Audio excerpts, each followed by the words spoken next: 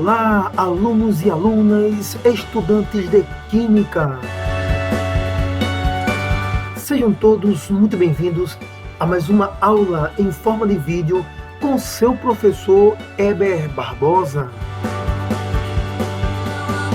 Neste vídeo, estaremos iniciando o estudo dos gases presentes na atmosfera, lembrando que esta é a parte 1 de uma série de vídeos onde veremos os diversos gases atmosféricos e também as relações que esses gases apresentam com o nosso cotidiano. Para trabalharmos, alunos, esse tema, eu irei utilizar com vocês um PDF, uma ficha de aula, que inclusive está postada no texto anexado abaixo desse vídeo. Nesta ficha, que você poderá estudar acompanhando esse vídeo, nós iremos então iniciar estudando os 3 gases mais presentes na atmosfera. Ora, os gases mais comuns no ar atmosférico são justamente os gases nitrogênio, aproximadamente 78% do ar atmosférico é de nitrogênio, gás oxigênio, aproximadamente 21%, gás carbônico, algo próximo de 1%. Lembrando que esses percentuais podem sofrer pequeninas alterações dependendo da sua fonte de pesquisa. Dando continuidade ao nosso estudo, nós iremos então iniciar os nossos comentários acerca do gás nitrogênio. Esse gás nitrogênio, como você observa aqui em nossa imagem, esse gás nitrogênio tem fórmula química N2, o que significa dizer que a molécula do gás nitrogênio é uma molécula constituída pela combinação de 2 átomos de nitrogênio. Você sabe que essa expressão molécula, ela é utilizada para se referir à combinação entre átomos. Então, a molécula do gás nitrogênio, de fórmula N2, é formada por 2 átomos de nitrogênio. Nesta simbologia que você observa aqui nesta tela, você sabe que essa esfera com a letra N está apenas representando o átomo do elemento químico nitrogênio. Dando continuidade ao nosso estudo, é importante lembrar que o gás nitrogênio ele tem, de certa maneira, importância para a economia mundial. Por exemplo, o gás nitrogênio ele pode ser recolhido da atmosfera e colocado para reagir com o gás hidrogênio. Inclusive aqui, essas moléculas que você aqui observa, essas moléculas de forma H2, eu digo H2 porque são 2 átomos de nitrogênio, moléculas de hidrogênio, combinando-se com moléculas de nitrogênio, resultarão na formação de moléculas de um gás importantíssimo, que é o gás amônia, um gás de fórmula química NH3. E esse gás amônia NH3, ele é importantíssimo para a produção de fertilizantes, por exemplo. Na verdade, a amônia, antes de ser utilizada em fertilizantes, a amônia ela é matéria-prima para a produção do nitrato de amônio. O nitrato de amônio, uma substância química de fórmula NH4NO3. Isso é um sal, é um tipo de sal. Então, a amônia gasosa, ela é importantíssima para a produção do nitrato de amônio. Lembrando, aluno, que a amônia gasosa, ela pode ser produzida a partir da reação química entre o nitrogênio presente no ar e gás hidrogênio em condições apropriadas. Na verdade, façamos aqui alguns comentários importantíssimos acerca do nitrato de amônio. Então, observe, o nitrato de amônio, NH4NO3, é o principal componente para a produção de adubos, de fertilizantes, ok? Então, nós podemos, a partir do gás amônia, produzir nitrato de amônio, e esse nitrato de amônio ele é utilizado para a produção de fertilizantes. Aqui nós temos uma bela imagem, quero mostrar aqui a vocês essa imagem, onde nós temos cilindros de gás amônia Observe aqui, cilindro de gás amônia, né? Gás esse que será utilizado para a produção de nitrato de amônio e em seguida para a produção de fertilizantes. Lembrando também, estudante, que o nitrato de amônio ele também pode ser utilizado na produção de explosivos, isso mesmo. Inclusive, o nitrato de amônio, antes mesmo que seja utilizado na produção de explosivos, o próprio nitrato de amônio, se não for guardado de forma adequada, ele pode gerar graves acidentes. E para que você tenha uma ideia desses acidentes que podem acontecer, se o nitrato de amônio não for corretamente guardado, acondicionado, eu trago para você aqui uma reportagem que vai nos apresentar claramente os riscos e cuidados que precisamos ter com o nitrato de amônio, substância tão importante para a produção de fertilizantes, né, para o crescimento da lavoura, mas também uma substância que, sendo mal usada, pode causar danos terríveis. Vamos à reportagem.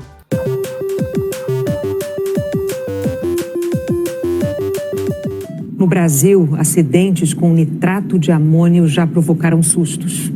É nesta indústria química, no polo petroquímico de Cubatão, na Baixada Santista, que é fabricado todo o nitrato de amônio produzido no Brasil. São 500 mil toneladas por ano, mas a maior parte do composto químico usado aqui ainda é importado, de países como a Rússia e os Emirados Árabes. Ele serve de base para a produção de fertilizantes para a agricultura. É fonte de nitrogênio, essencial para o crescimento das plantas, como explicou esse especialista à Globo News. O nitrato de amônio é muito importante para a agricultura, né? O Brasil é um país que depende muito disso. Ele é comum, é antigo, é o mais estável, é muito melhor que outros produtos para a agricultura. Segundo a Associação Nacional para a Difusão do Adubo, o nitrato de amônio é um produto químico de fundamental importância para o desenvolvimento da qualidade de vida das pessoas, com aplicação na agricultura como fertilizante, matéria-prima para a fabricação de gases anestésicos e tratamento de esgotos. E nessa pausa do vídeo você observa que o nitrato de amônio ele também pode ser convertido em N2O, que é um gás anestésico, digamos assim, e a própria amônia. A associação diz ainda que, seguidas as recomendações das autoridades e as boas práticas da indústria, entende que as operações com nitrato de amônio são seguras.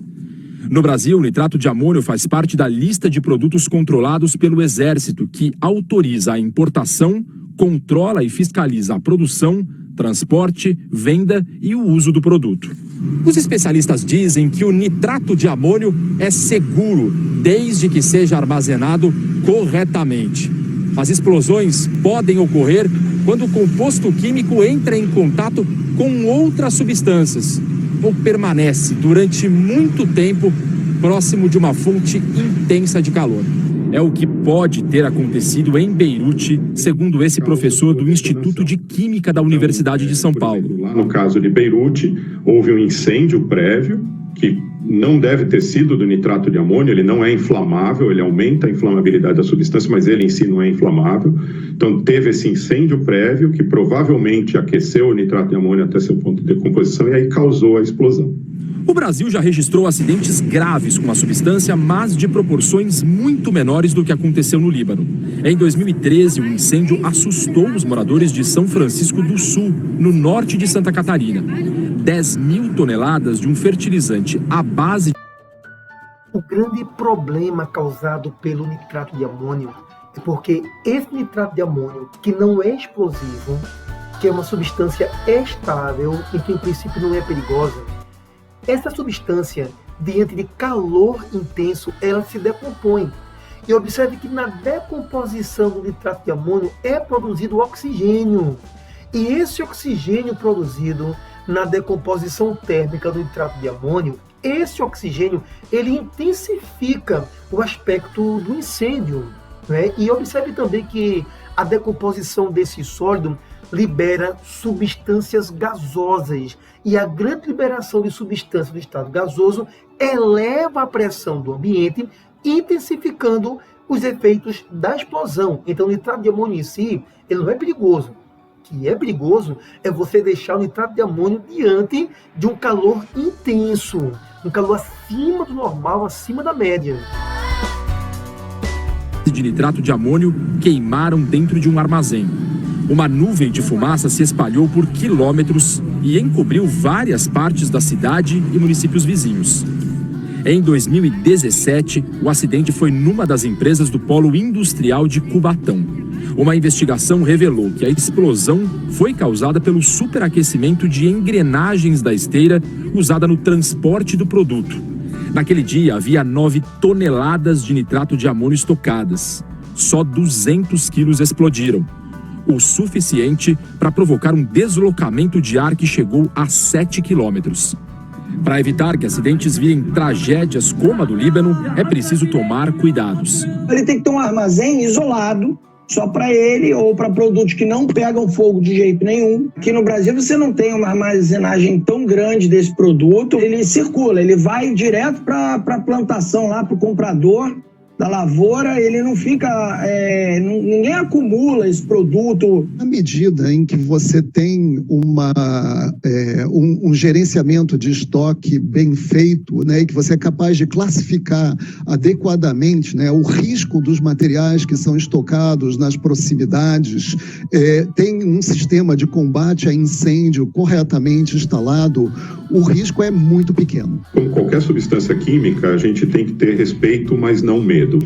Então temos que respeitar a substância, conhecendo os seus riscos e perigos e tratá-la de maneira adequada. Fazendo isso, ela pode ser usada com absoluta segurança. Daí a importância do estudo de química, do conhecimento da química. Nós estamos de volta aqui para a nossa ficha de aula em PDF e vamos dar sequência ao nosso estudo acerca dos gases presentes na atmosfera, lembrando que tudo que vimos agora com relação ao nitrato de amônio, na verdade teve seu gancho inicial no estudo do gás nitrogênio, onde você sabe que é o principal gás existente na atmosfera, e nós estamos aqui observando como esse gás pode ter repercussões na economia mundial. Ora, nós também temos aqui o nitrogênio, né, como sendo possível de ser utilizado na forma líquida. Mas como é que a gente consegue obter nitrogênio na forma líquida? Logo de início, em temperaturas muito baixas. Observe aqui, nesse pequeno texto, que você retira o gás nitrogênio do ar por resfriamento do ar e aumento da pressão sobre essa massa de ar. Então, quando você resfria o ar e aumenta a pressão, nós teremos a liquefação fracionada do ar, onde você sabe que liquefação é a passagem do estado gasoso para o estado líquido. Então, você resfria o ar e, nesse resfriamento, parte do ar, uma fração do ar, que é o nitrogênio, vai passar para a forma líquida. Sendo assim, nós teremos aqui o nitrogênio líquido, aqui acondicionado, em recipiente adequado, em baixíssimas temperaturas. E quais são os usos e possíveis aplicações do nitrogênio líquido? Bem, aqui, nesse material em PDF, nós temos o seguinte: o nitrogênio líquido, em pressão normal, encontra-se em temperaturas próximas de menos 196,15 graus Celsius. É muito frio. E em função dessa baixa temperatura do nitrogênio líquido, é que ele pode ser usado na conservação de material genético, na conservação de tecidos vivos, na conservação de óvulos, de sêmen. Então você encontra aqui algumas imagens onde você contém aqui, por exemplo, material biológico, que é guardado em um recipiente que é lançado em nitrogênio líquido para que, com baixa temperatura, ocorra então a conservação, a criopreservação desses tecidos, desses órgãos. Por exemplo, no transporte de órgãos para transplante, é comum a conservação desses órgãos, essa conservação ser realizada em nitrogênio líquido. Muitas mulheres têm adiado o sonho de ser mães. Para quem já passou dos 30 e ainda não sabe quando essa hora vai chegar, uma alternativa que tem crescido é o congelamento de óvulos. Ser mãe sempre fez parte dos planos da Juliana, mas ela adiou esse sonho para realizar outro: ser médica dermatologista. A medicina são 6 anos de estudo, mais 3 anos de especialização. Depois a gente quer também se subespecializar, sempre que está aprendendo um pouco mais.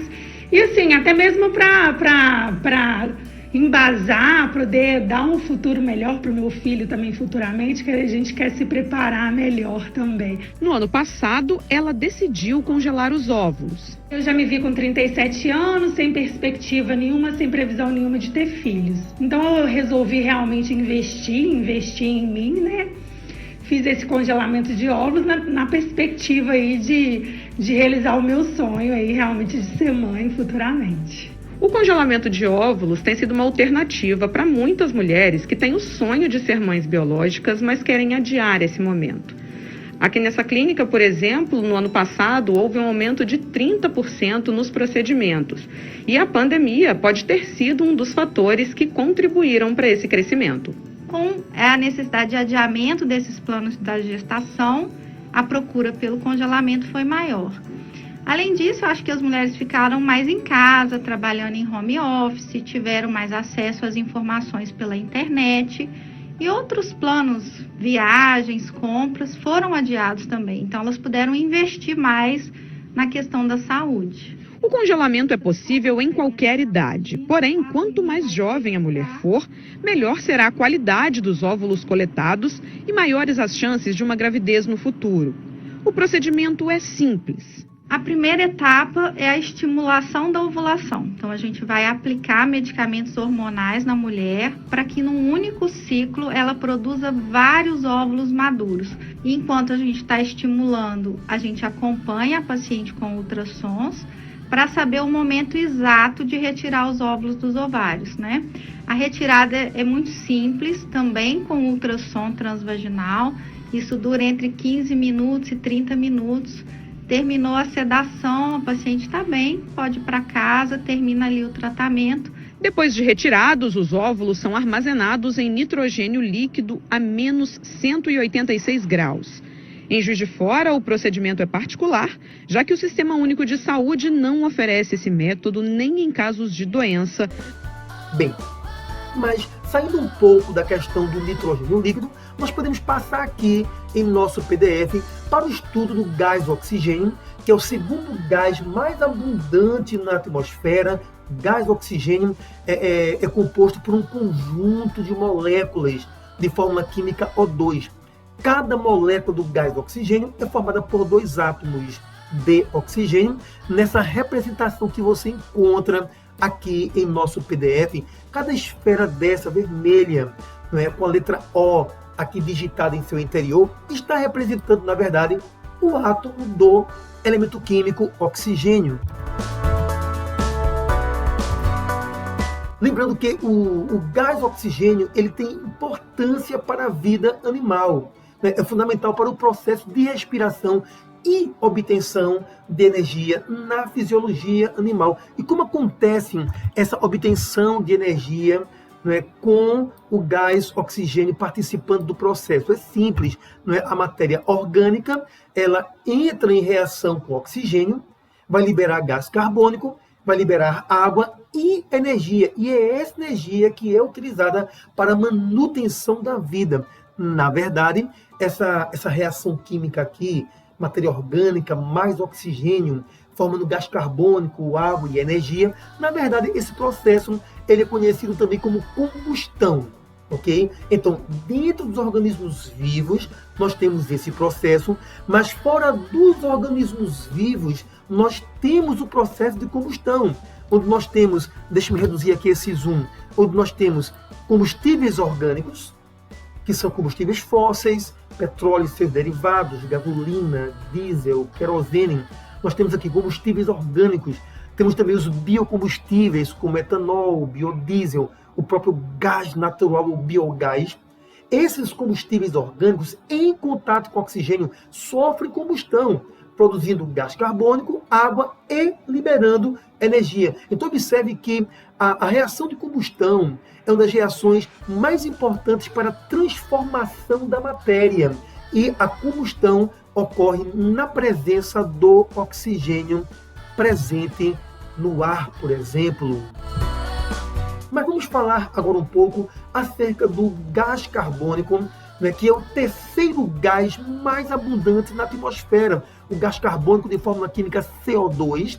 Você encontra aqui a representação dessa molécula do gás carbônico, um átomo de carbono combinado com 2 átomos de oxigênio.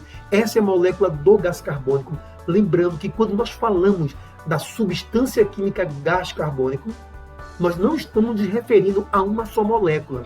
Substância é o conjunto de muitas e muitas moléculas. Então aqui nós temos a molécula que constitui a substância gás carbônico, onde nessa representação, essa esfera maior, né, laranja, com a letra C em seu interior, está representando o átomo de carbono, e essa esfera um pouco menor está representando o átomo do elemento químico oxigênio. Então, o gás carbônico, a molécula do gás carbônico é constituída por um átomo de carbono e 2 átomos de oxigênio, formando uma molécula só de CO2. Agora, o gás carbônico ele está diretamente associado a algumas questões ambientais. Por exemplo, o efeito estufa. O gás carbônico, juntamente com outros gases, como o óxido nitroso, eu vou chamar a atenção aqui na forma de zoom para você, em nosso PDF, anexado, né, na descrição desse vídeo. O gás carbônico ele é responsável pelo efeito estufa, mas não só ele, juntamente com o óxido nitroso, N2O, e também juntamente com o gás metano de fórmula CH4, nós temos esses 3 gases como sendo importantíssimos para o efeito estufa. Aqui você observa algumas imagens que mostram que o gás carbônico, o óxido nitroso, eles são produzidos intensamente, né? São produzidos de forma acima da média, acima do normal, né? Pela combustão dos combustíveis fósseis. Aqui você tem o cano de escape de um automóvel, liberando o gás carbônico, liberando o óxido nitroso. Isso certamente vai intensificar o efeito estufa. E o gás metano, né, que na verdade é produzido naturalmente, mas ele tem sido produzido numa escala acima do normal em função do aumento do rebanho bovino, não só do Brasil, mas no mundo. Você sabe que o rebanho bovino brasileiro é um dos maiores do planeta. E esse rebanho bovino está contribuindo para a intensificação do efeito estufa, né, devido à produção exagerada de gás metano advinda do crescimento acima do normal do rebanho bovino. Lembrando que o efeito estufa é um fenômeno natural necessário para a existência da vida na Terra. O que não é normal é o chamado aquecimento global, onde esse aquecimento global ele tem se caracterizado em função da produção excessiva do gás carbônico, do óxido nitroso e do CH4. Então, lembrando, o efeito estufa ele é fundamental para a vida no planeta, mas o que tem sido prejudicial é a intensificação desse efeito estufa, gerando, o aquecimento global, a elevação da temperatura média na Terra. Bem, na verdade, esse gás carbônico do qual estamos falando nesse momento, esse gás carbônico, ele também está associado à acidificação dos oceanos. Isso mesmo, o gás carbônico ele está diretamente associado à acidificação dos oceanos.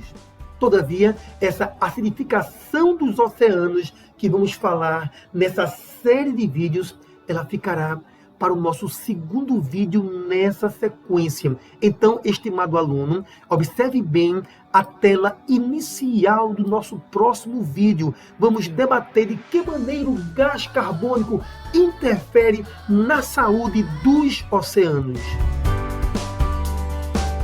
Sendo assim, estimados alunos e alunas, eu os convido a participar, a assistir, a presenciar a nossa próxima videoaula, onde vamos dar continuidade ao estudo dos gases presentes na atmosfera. Até o próximo vídeo, estudante de Química!